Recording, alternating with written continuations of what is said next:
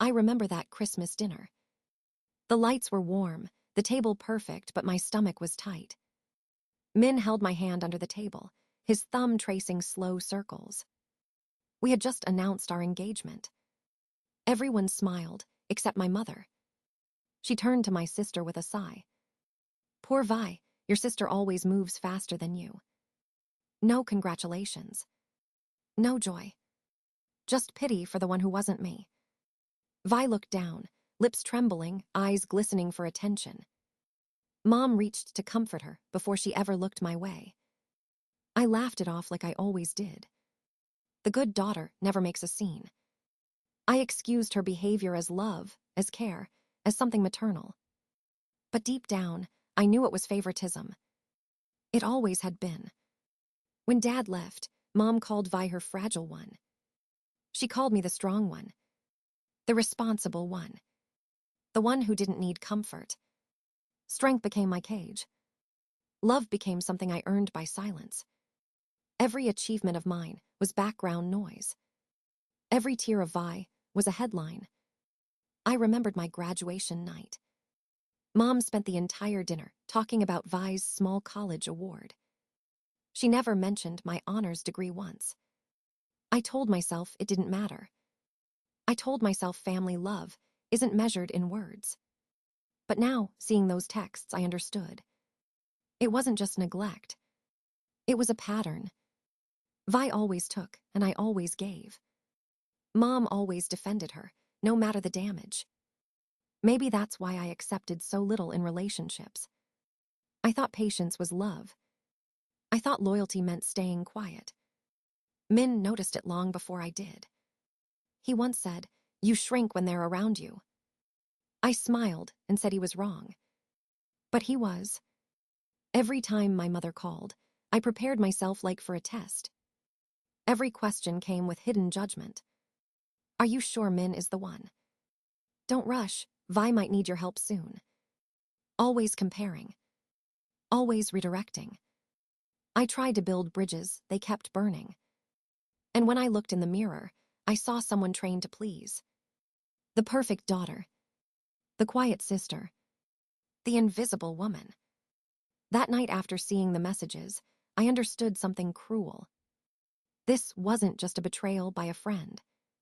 It was the echo of my family's script. A script where I lose so they can feel whole. Where my pain becomes their story. Where my silence keeps the peace. I stared at my reflection and barely recognized myself. My mother's voice still echoed in my head. Be kind, Lynn. Don't make things harder for your sister. But for the first time, the words didn't sound like love. They sounded like control. Like a curse passed down from one generation to the next. And I knew then something had to break. It had to start with me. The next morning felt heavy. I met Thao at a quiet cafe near my office. She looked nervous, eyes darting toward the window. I shouldn't be here, she said softly. But you need to know what they're doing. Her hands trembled as she unlocked her phone. She turned the screen toward me. A group chat blinked back, 3 names I knew too well. Vi. Tram. Mom. My stomach twisted.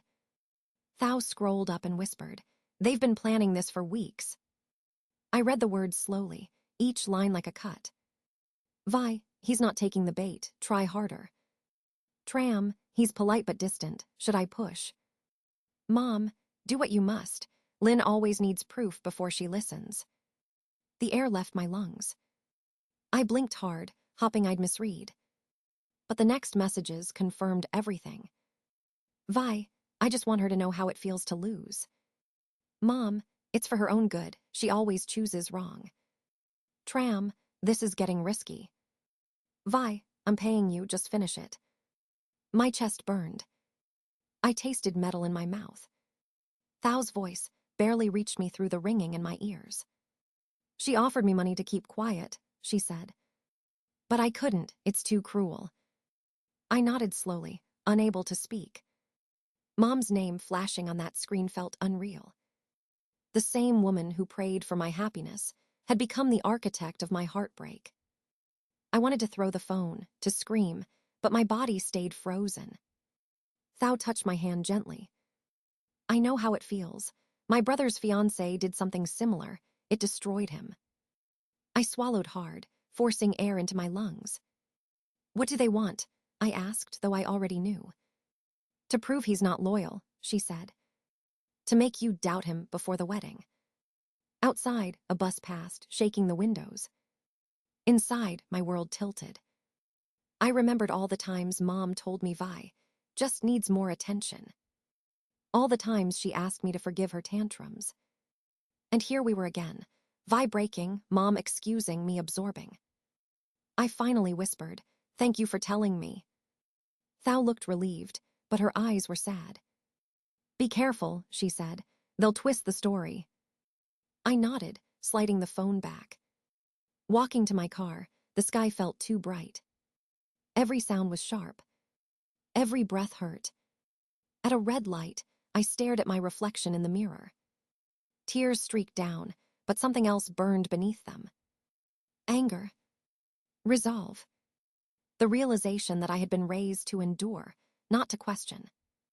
To carry guilt that wasn't mine. To keep peace that only destroyed me. By the time I reached home, the decision was already made. I wouldn't confront them with tears. I would confront them with truth. And this time, I wouldn't let anyone rewrite my story again. That night, I called Mai. Her voice was calm, familiar, grounding. I told her everything, from the messages to the lies. There was a long silence before she spoke. "I wish I could say I'm surprised," she said quietly. "But your family's been doing this to you for years." Her words landed like truth I already knew. I stared at the ceiling, tracing cracks in the plaster. She reminded me of my college graduation dinner. "Your mom spent an hour talking about Vi's dance recital," she said. "You never noticed how they erase you, did you?" I felt my throat tighten. "I thought keeping peace meant keeping love," I whispered. Mai sighed. "No, it just means keeping them comfortable." After we hung up, I sat in the dark, phone still in my hand. My thoughts were loud enough to drown out the quiet. For so long, I'd mistaken endurance for strength. But real strength was saying no. Real strength was choosing myself. The next morning, I called Aunt Huang. Her voice cracked with warmth the moment she heard me.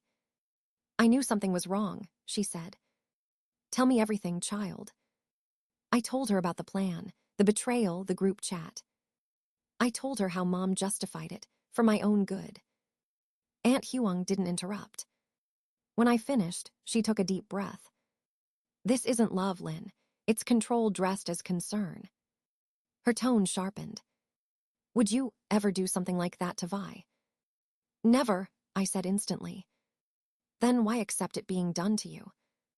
Her question lingered, heavy and piercing. I had no answer. My silence was the only confession she needed.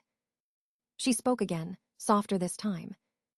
"Your father wrote about this in his journals. He saw it too." My chest ached hearing his name. "He said your mother always made you the strong one so she could protect Vi. And when he couldn't stop it, he left." Tears slid down my face before I even noticed. "I used to hate him for leaving," I said. "Now I understand why he couldn't stay." Aunt Huang's voice carried both sadness and pride. "You're seeing the truth now. The question is, what will you do?" I looked out the window at the rising sun. The city was waking, but something else was waking inside me too. "I'm done apologizing," I said. "I'm done pretending family means unconditional forgiveness." She hummed approvingly. "That's my girl. Protect your peace. No one else will." After we hung up, I opened my laptop and began writing. Not an angry message. Not a plea. Just a clear letter setting boundaries. For the first time, the words came easily. Each sentence felt like taking back a piece of myself. By the time I hit save, I felt lighter. Still hurt, still grieving, but finally awake. This wasn't the end of a family. It was the beginning of me. 2 days later, Mom showed up at my office. The receptionist's voice shook when she called me. She says it's urgent, she whispered. I already knew what kind of scene was waiting. When I walked to the lobby, every head turned. Mom stood there, designer purse clutched, eyes red. Lynn, she cried out, loud enough for everyone to hear. You haven't answered my calls. I'm so worried. Her voice cracked at the perfect moment. It wasn't worry. It was performance.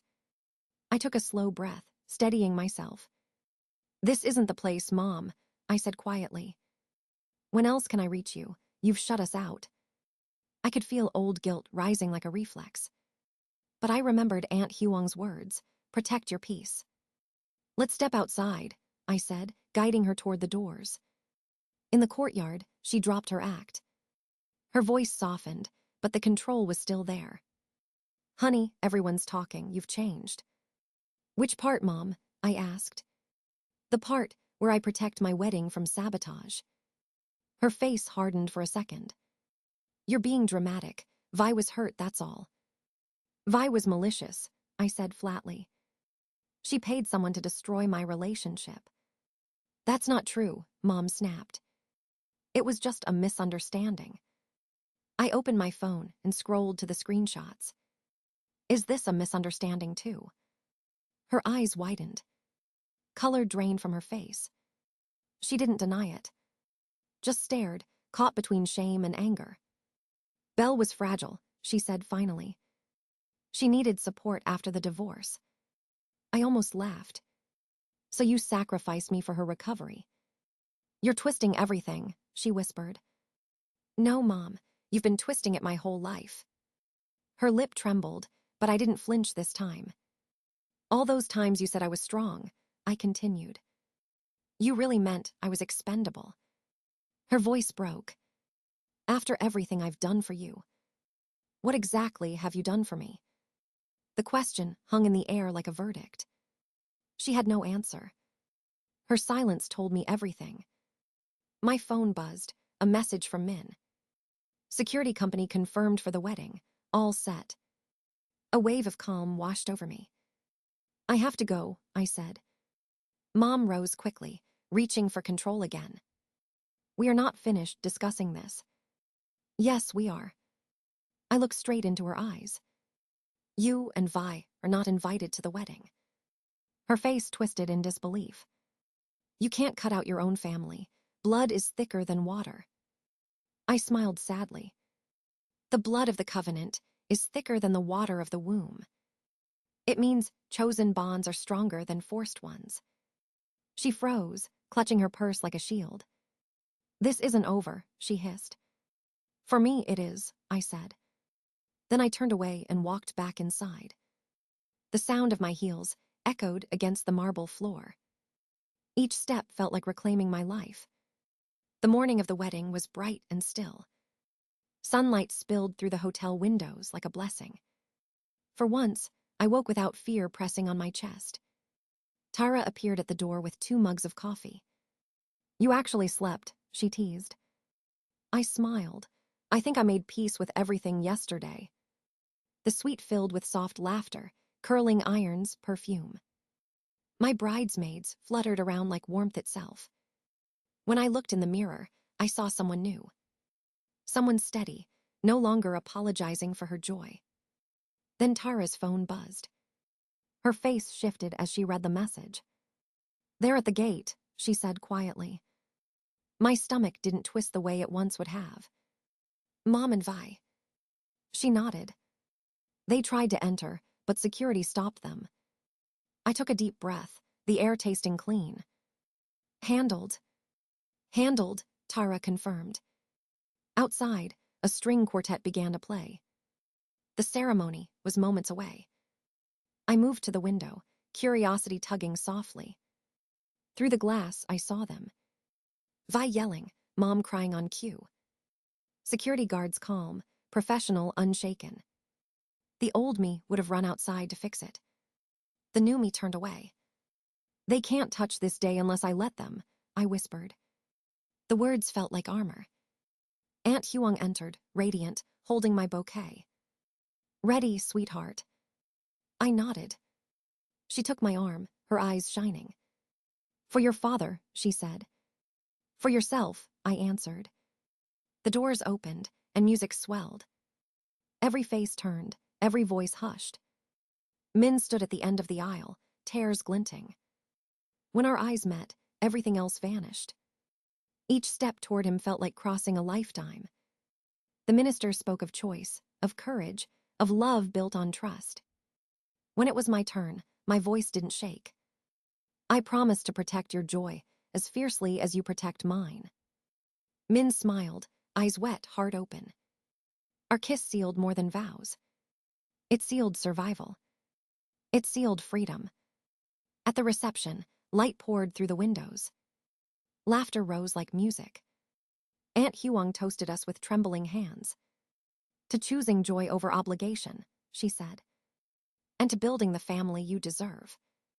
Applause rippled across the room. Tara caught my hand, whispering, "You did it." For the first time, I believed her. I danced barefoot, my dress twirling like breath. Min sang softly into the microphone, a love song just for me. The crowd cheered, but all I saw was him. Later, Megan pulled me aside. I heard your mom scolding Vi, she whispered. She said she finally sees things clearly. I smiled faintly, the words landing softly. Maybe it means something, maybe not. Across the room, Min laughed with his parents. I joined him, surrounded by people who truly celebrated us. For the first time in my life, I felt completely whole. Not perfect. Not forgiven. Just free. 2 weeks after the wedding, the world finally felt quiet. The ocean breeze and Dalat wrapped around us like silk. I sat on the balcony, coffee in hand, watching the morning light. Min poured another cup, hair still messy from sleep. Peace suits you, he said with a grin. I could get used to this, I replied. The days passed without messages, without guilt, without noise. For the first time, silence didn't feel like punishment. It felt like healing. Each postcard we wrote went to people who showed up for us. Aunt Huang, Tara, Megan, even my boss. But none were addressed to Mom or Vi. That absence didn't hurt, it felt like progress. When we returned home, pink message slips waited by the door. 3 voicemails from Mom. A letter written in her careful handwriting. Dear Lynn, there's been a misunderstanding, it began. I didn't finish reading. Min took it gently and placed it aside. Days later, an email from Vi arrived, blaming her actions on stress. Relatives called, urging forgiveness. Family doesn't stay broken forever, one said. I didn't argue. I just stopped answering. One afternoon, the doorbell rang. I knew before I looked it was her. Mom stood there, perfect hair, painted smile. She carried a large tote bag. Belle's things, she said. She's struggling, you could help. Her tone was honey wrapped around guilt. Can I come in? Old instincts told me to say yes. So I did. She sat at the kitchen table, like she still owned the space. She's fragile, she continued. She needs her sister right now. I listened quietly. She talked for 10 minutes, without saying one word of apology. Not a single acknowledgement of what she'd done. It was all about Vi, her pain, her needs, her chaos. Something inside me clicked into place. I'm sorry, I said calmly. But this isn't my problem to fix. Her eyes widened, caught off guard. She's your sister, Lynn. Yes, I said. And her choices are her own. I stood, signaling the end. Her lips trembled. You don't understand. I do, I said softly. Better than ever. She left with the bag still in her hand. The silence she left behind felt clean. A week later, Megan called. You won't believe it, she said breathlessly. Aunt June kicked Vi out. I froze, mug slipping from my grasp. What? Vi admitted everything. Mom snapped, said she won't sabotage your happiness again. For a moment, I couldn't breathe. They were imploding without me, there to hold them together. 3 days later, Mom left a voicemail. Her voice was raw, breaking. She admitted years of favoritism, of blindness. I listened, but I didn't cry. Forgiveness was already there, quiet, unannounced. 6 months passed. Thanksgiving at our house smelled of cinnamon and calm. Chosen family filled every seat but two. 2 empty chairs stood in the corner. No one mentioned them. Everyone noticed. Some losses make room for better things. As we raised our glasses, Min smiled at me. To family, he said. The kind we choose. I lifted my glass, eyes warm. And the kind that chooses us. Later that night, I stood by the window watching the lights fade. The house hummed softly, with laughter lingering in the walls. Min's hand found mine, fingers warm and steady. Do you ever miss them? He asked quietly. I thought about it for a moment. I miss the idea of them, I said. But not the way they made me feel. Outside, the moon floated above the dark hills, silent and whole. For years, I thought peace was something given. Now I knew it was something built. Built from choices, from boundaries, from letting go. I turned to him, smiling. I finally feel like myself again. He kissed my forehead, soft and certain. The clock ticked in rhythm with our breathing. Some stories don't end with reconciliation. Some end with freedom. The kind that grows quietly, without permission. The kind that feels like coming home to your own skin. I looked once more at the empty chairs in the corner. Not symbols of loss, but reminders of strength. Then I switched off the light. The past stayed where it belonged. And the future, finally, was mine.